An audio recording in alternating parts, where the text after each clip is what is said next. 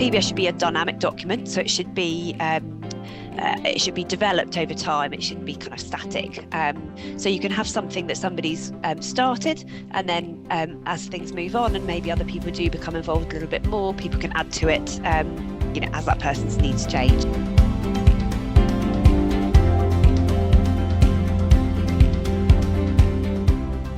Right. Good afternoon, everyone. Welcome for another session of Carers Live Clinic. And you know me, most of you would be familiar with some of the sessions that I've done. I'm Dr. Raja. I'm a consultant old age psychiatrist. I specialize in dementia and also a specialist trustee for Dementia Carers Count. And today we have with us Dr. Elisabeth Goad, who is a fantastic colleague of mine and Principle Clinical Psychologist, and she's kindly agreed to talk to us about positive behavior support, which if you'd been following us through our series this year, we've been talking about a lot of things about dementia. And in our last session, Sue and I talked about change and how change can have an impact on people with dementia and their carers. And we talked about how change could manifest in different behaviors. And one good way of understanding behavior and trying to support people with dementia and their carers is using the positive behavior support plan. So hence we have Lizzy with us. Lizzy, would you like to introduce yourself to our viewers, please? And thanks for joining us. Hi, everyone, and thank you very much. Thanks for having me. It's an absolute pleasure to be here. So yeah, I'm a clinical psychologist. I've worked in the community with people who have dementia and now in acute hospital settings as well.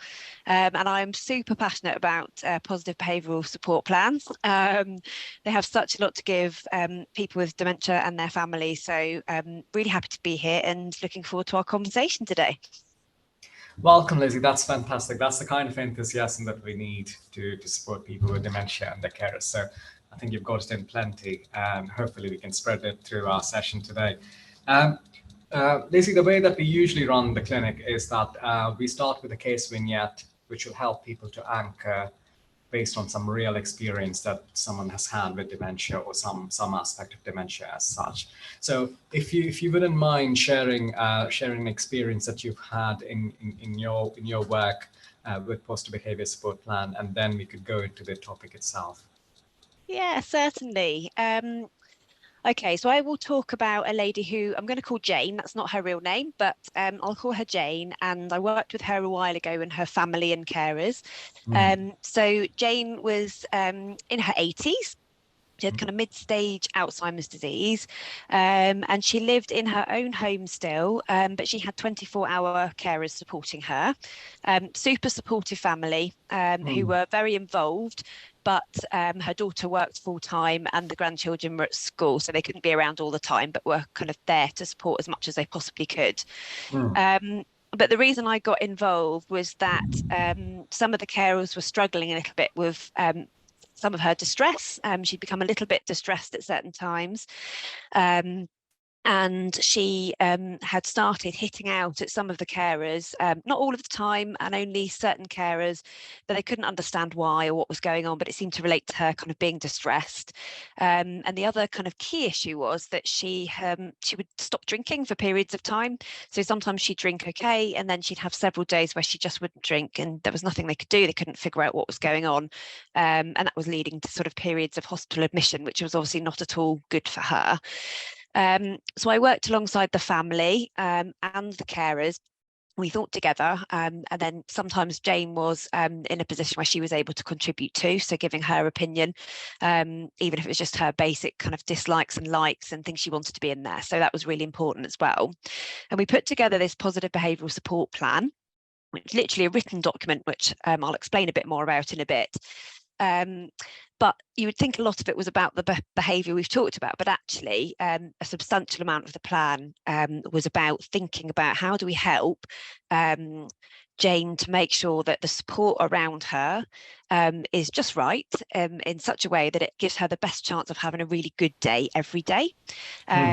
So that looked like thinking about, how best should people communicate with her, Yeah. What kind of activities does she really like? How do we make sure they're implemented regularly? How do we support her in maintaining good self-esteem? How do we keep her connected with the community, connected with her family who were really important to her? So getting that bit in place was really, really important, just to give her that good baseline where we were giving her the best possible chance of a good day.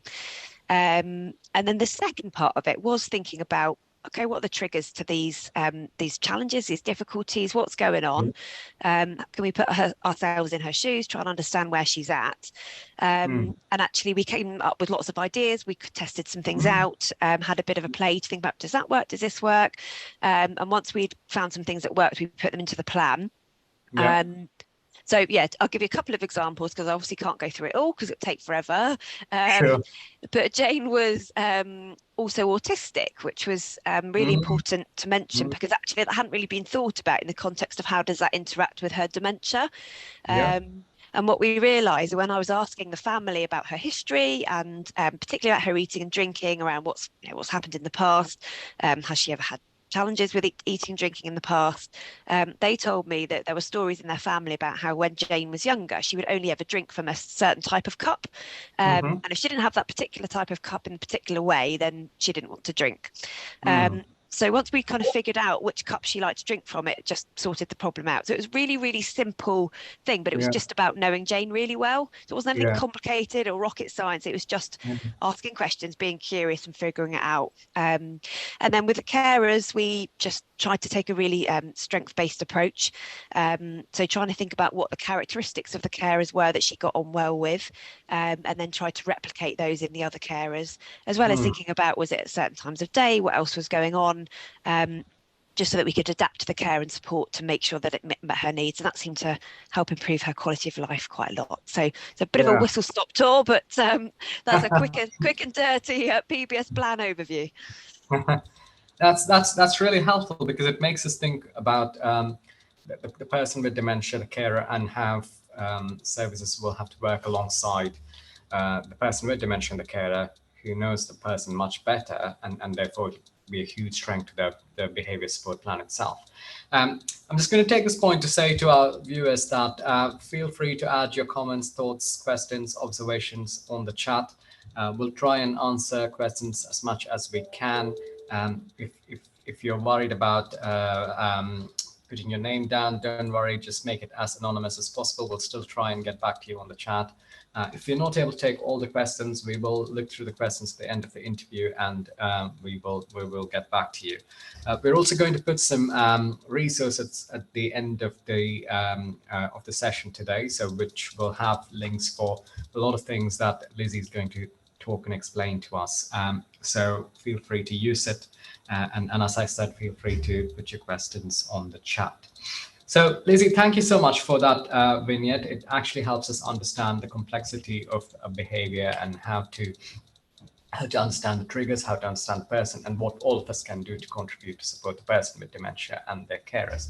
So you've mentioned quite a bit about how positive behavior support plan works in practice. What is it? What do you actually do? How does it work? It's a good question, because it's not necessarily something that everybody has heard of, but I'll try and break it down into sections. So I look at it like there are four main components to it. And those are broken down essentially into four different colours. So you've got a green section, an amber section, a red section, and then a blue section at the end. So first section, green section, that's really about proactive support. So that's what do we need to do to keep somebody well, keep them having a good quality of life, doing the best they can just day to day. It should really be about what's important to the person, thinking about their values, linking in them as a whole person. And there's no right or wrong to it. People do them in all sorts of different ways. I think that's really important to kind of be aware of. But the way I tend to do it is I tend to break it down into different sections just because it makes it easier to kind of think through and make sure we're not missing anything. So I'll think about some of the things that apply to everybody, really. So how do we communicate with someone? Self-esteem, how do we maintain that? Activities, connecting with relationships, how family time should be facilitated, that kind of stuff. And And then I'll also think about specifically if there are specific challenges or difficulties that either the person or family or carers have raised, then we'll put in about that too. So that might be sleep. Lots of people have difficulty sleeping with the reverse waking and night cycles. Sometimes people have challenges with personal care. So if there are specific issues around that, then I'll put in there, how best to proactively support that person around those times to give them the best chance of that going well. So that should be a really big section. And then you've got your amber section. So that's really about when the person may be starting a little bit distressed, and you might notice that because of the behaviour they show. So that's just key. I always think about if you see some sort of behaviour that feels difficult, it's usually because the person's distressed in some way.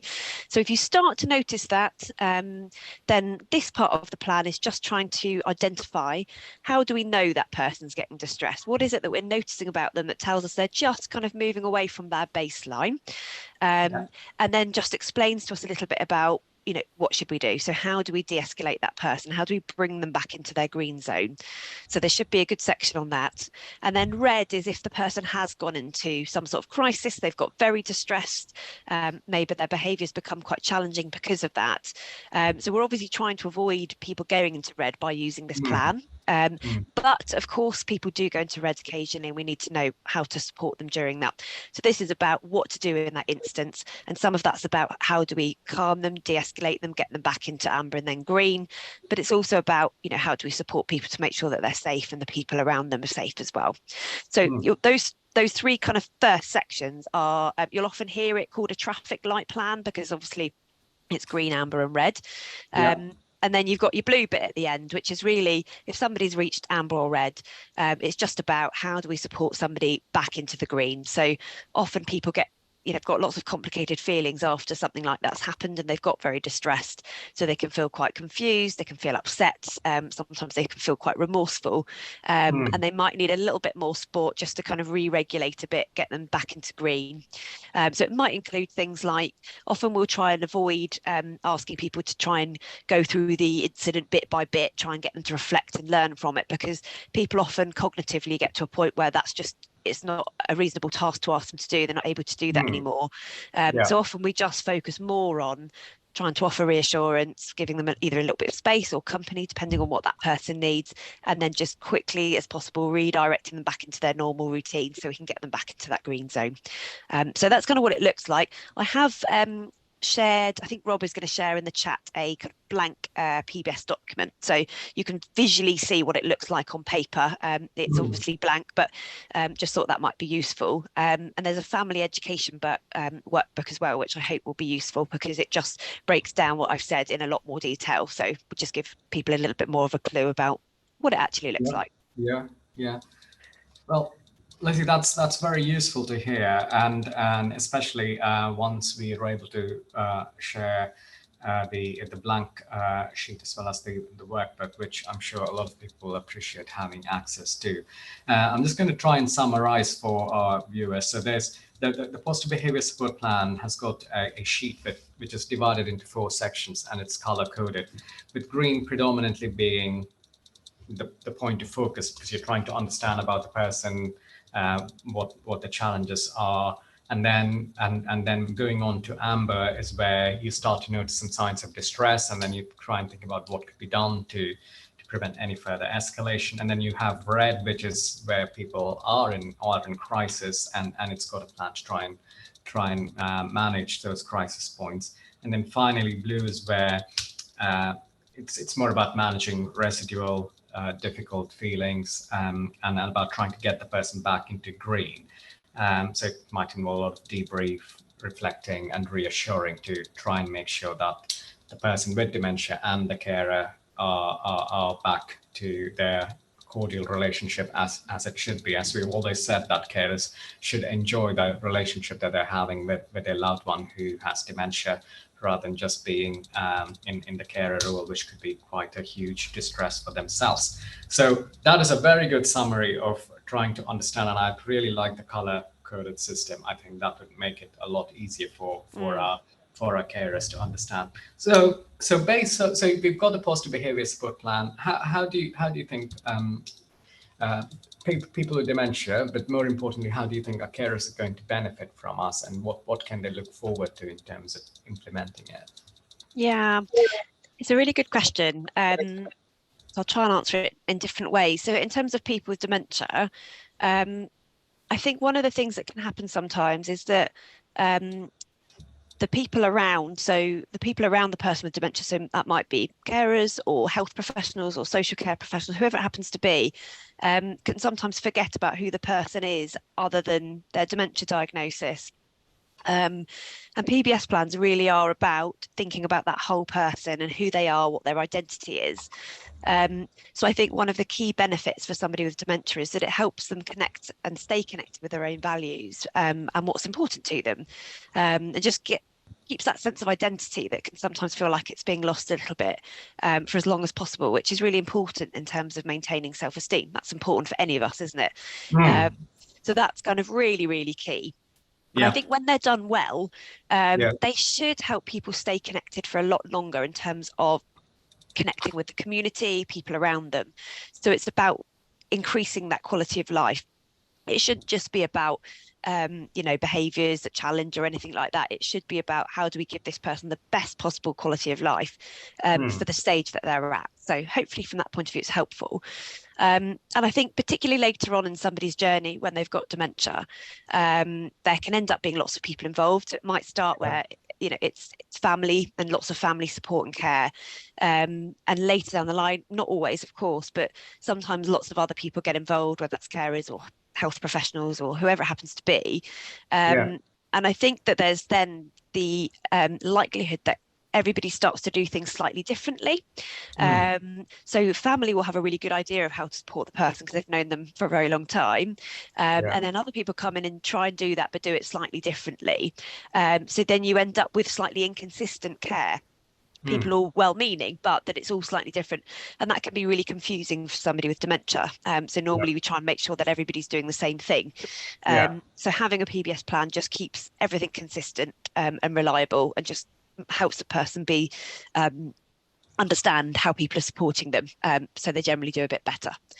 And then for carers, I think, and for families, I think there's often a lot more sort of satisfaction in knowing kind of what your kind of focus is when you're caring and supporting for somebody.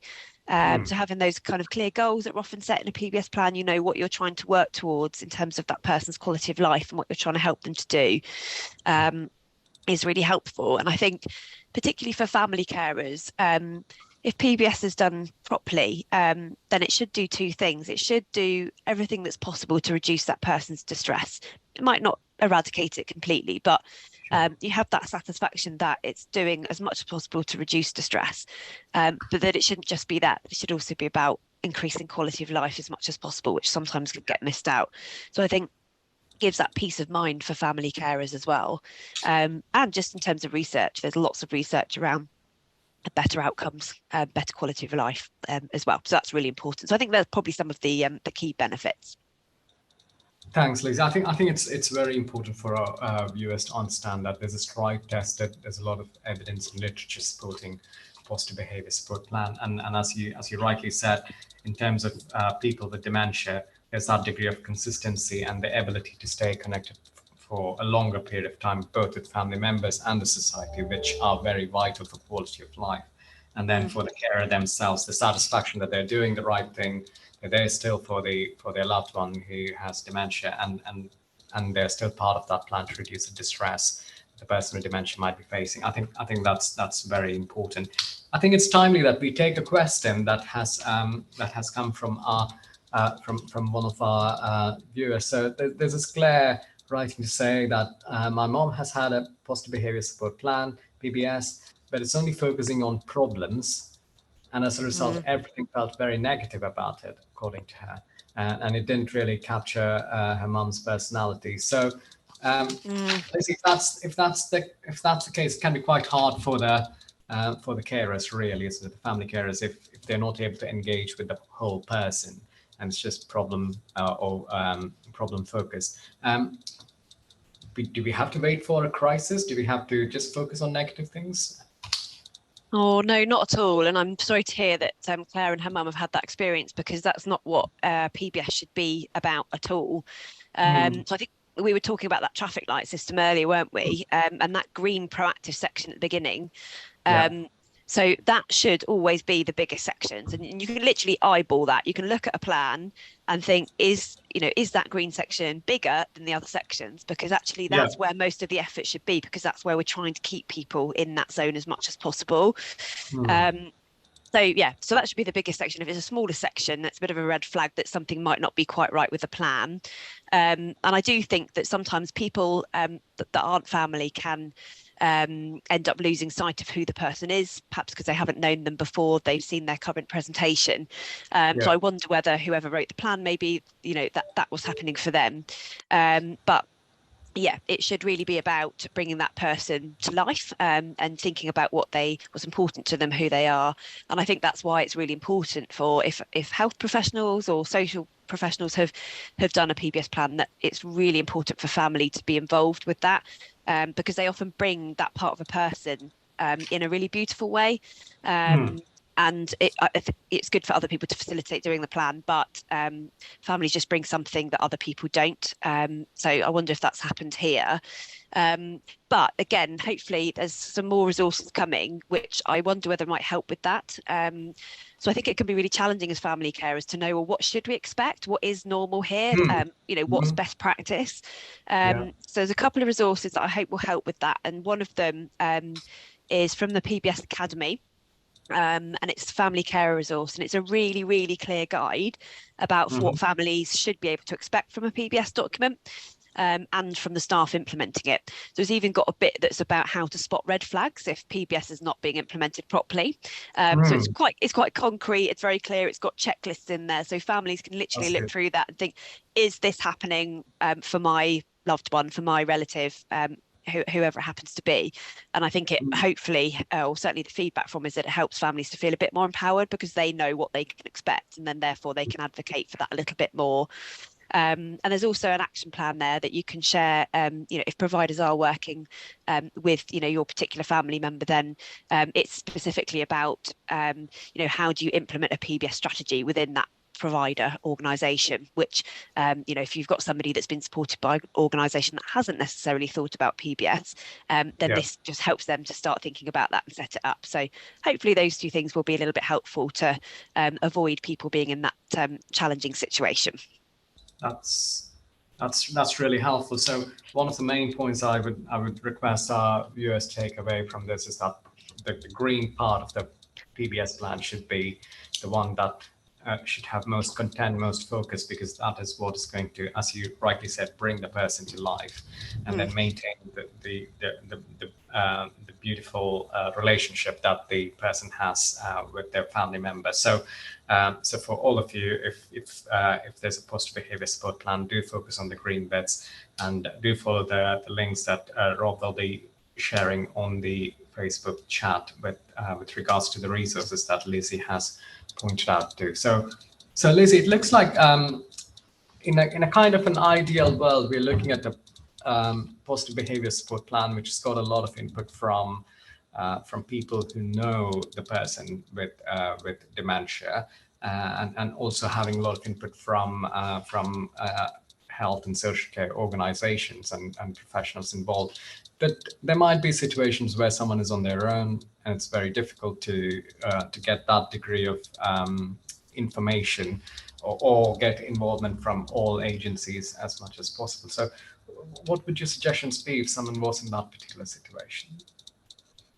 Yeah, absolutely. I fully appreciate that everybody's Mm. circumstances are so different, aren't they?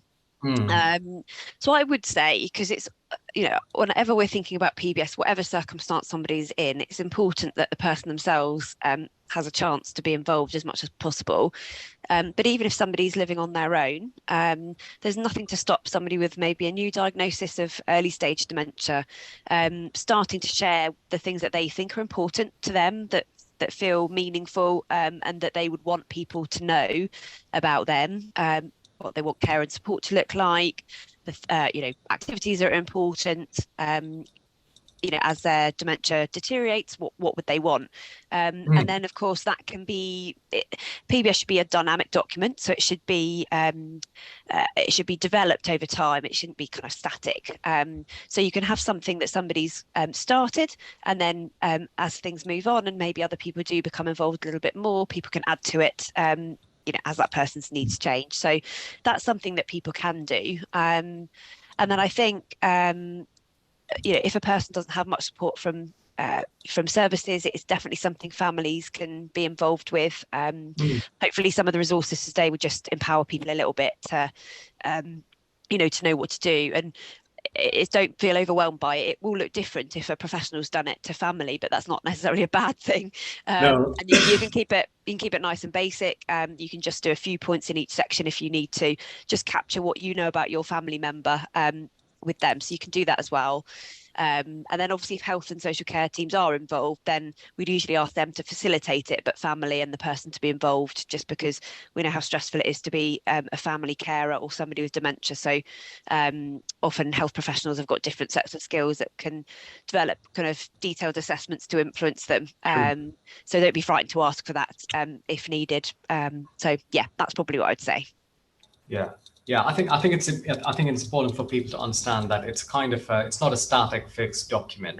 No. It changes with input. It changes with time. It changes with better understanding of the person and the circumstances. So all of us do have a role in trying to update the document as we go along and make it most useful for the person with dementia and their carers. So Lizzy, you've talked a lot about the positive behavior support plan, and you've shared quite a number of resources with us, which is very helpful. And I just hope that our viewers can focus on this, build on it, and then have very helpful and meaningful relationship with their loved ones, even though the dementia might progress. We've had a very good positive comment from Philippa, who has taken on board a lot of things that you've said. So thank you so much, and that's thanks Philippa for sharing that. Thanks, Philippa.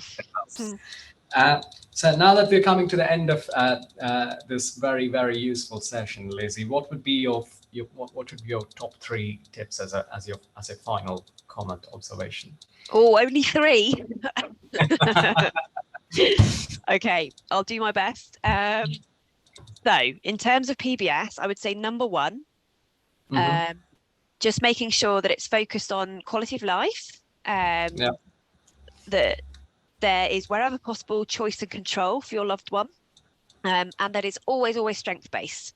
So it should always be based on people's strengths, and even when we think about what things aren't going so well, I often ask the question about at a time when the person was doing that well, or where there was an exception to this time when it wasn't going well, kind of what happened then, what can we learn from that? So we can learn a lot from people's strengths and when they can do things well. So I'd say, yeah, quality of life, choice, control, and strengths. Shouldn't be a static document, exactly as we said. So should be reviewed regularly. It should be ever changing as a person's needs change. So that's number 2. And then number 3, I think this is something I've got lots of experience with, is that PBS documents do not do well in drawers. So I've seen lots of really nicely written PBS documents, and I think, oh, that will work really well. But then I find that it's in a drawer somewhere and that it's not actively used, which is very understandable.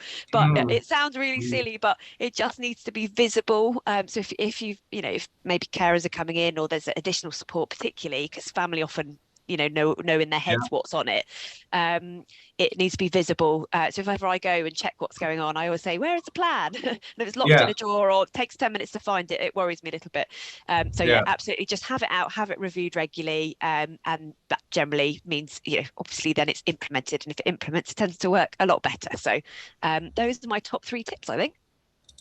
Oh, fantastic, Lizzy. That's really useful. I'd really like the idea of the document being something that actually changes with time, and it's visible, accessible for anyone. So it's very practicable and implementable in that sense. So thank you so much to you for joining us today to You're talk welcome. about positive behavior support plan.